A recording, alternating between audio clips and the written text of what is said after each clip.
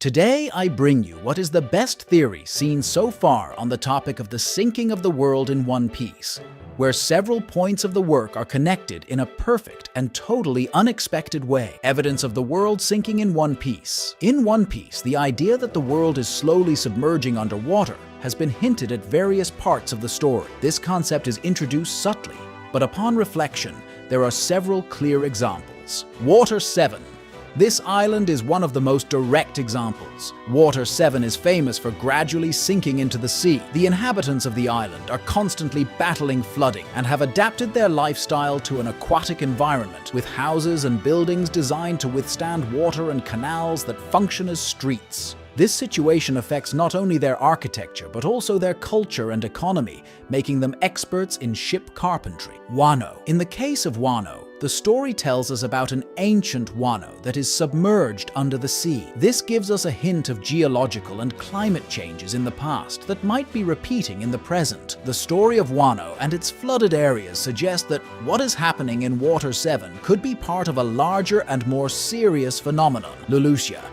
Here, the use of the mother flame and the narrator's comment about the rising sea level is another alarming signal.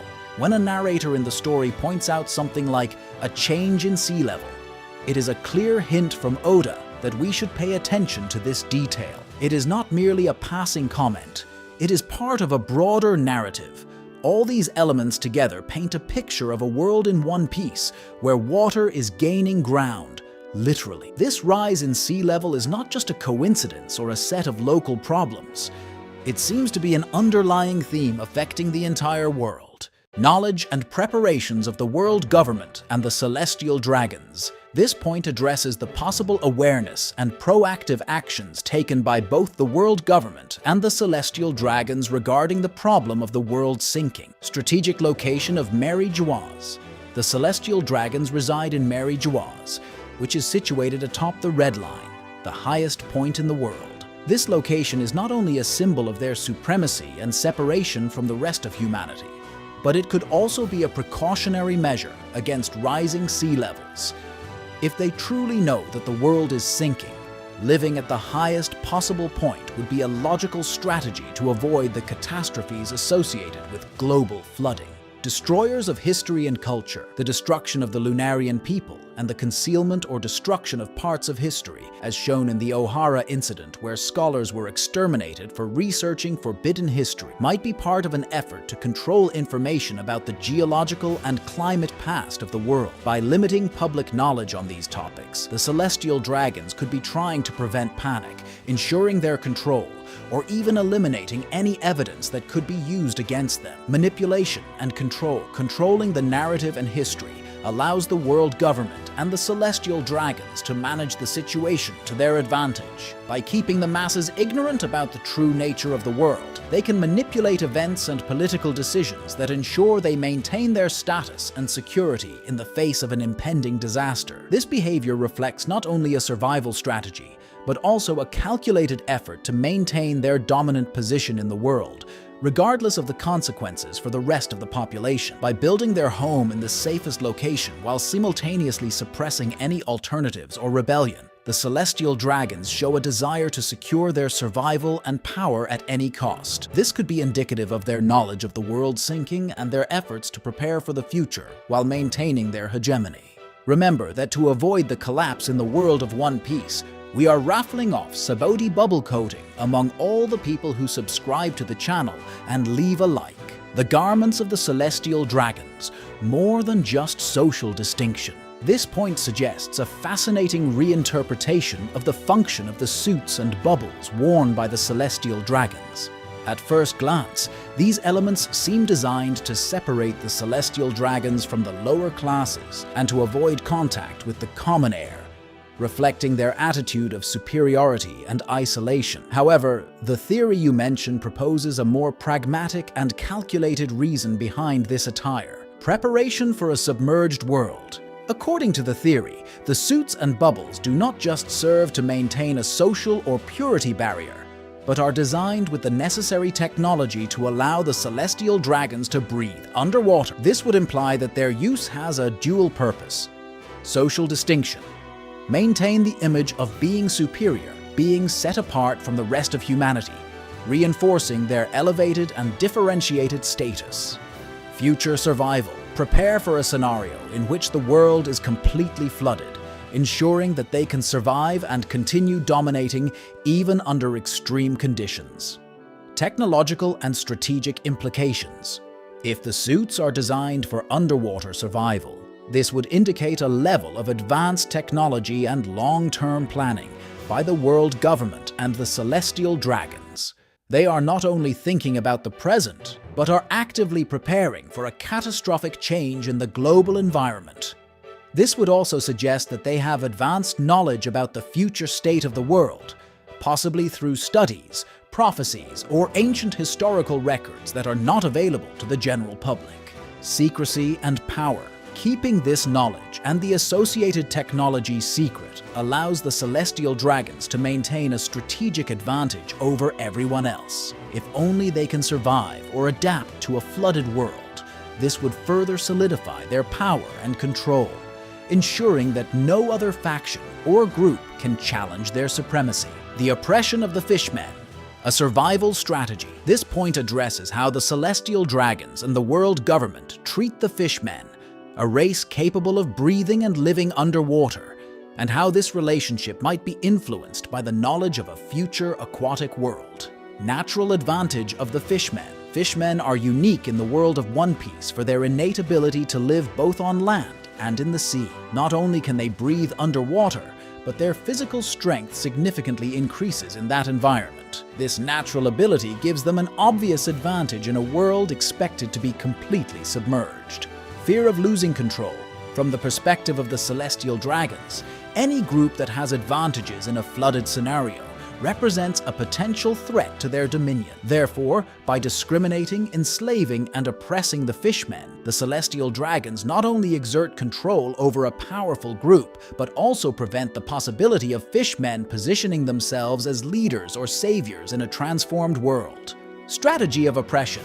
Social and political discrimination. Through legislation and propaganda, Fishmen are often portrayed as inferior or dangerous, justifying their treatment as second-class citizens or slaves. This perpetuates a cycle of marginalization that limits their ability to organize or rebel. Slavery. By keeping Fishmen enslaved, the celestial dragons ensure that any potential for resistance or leadership is quashed. Additionally, the forced labor of Fishmen can be exploited for economic benefit and for projects that could potentially benefit the adaptation of humans to aquatic life. Manipulation of perceptions. By controlling how Fishmen are perceived in society, the celestial dragons foster an environment where the majority of the population does not question their oppression. This not only reduces the likelihood of sympathy or alliances between humans and Fishmen, but also maintains the narrative that the celestial dragons are indispensable protectors against the chaos that Fishmen could bring. Extermination of the Lunarians. Controlling those who can escape. Unique capabilities of the Lunarians. The Lunarians, a race known for their ability to fly and withstand extreme environments, represent a type of freedom and adaptability that could be crucial in a flooded world. Their ability to fly would not only allow them to escape rising waters, but also to settle in elevated places, possibly inaccessible to those confined to terrestrial or aquatic surfaces. Threat to the hegemony of the celestial dragons. From the perspective of the celestial dragons, the Lunarians could be seen as a direct threat to their authority and control.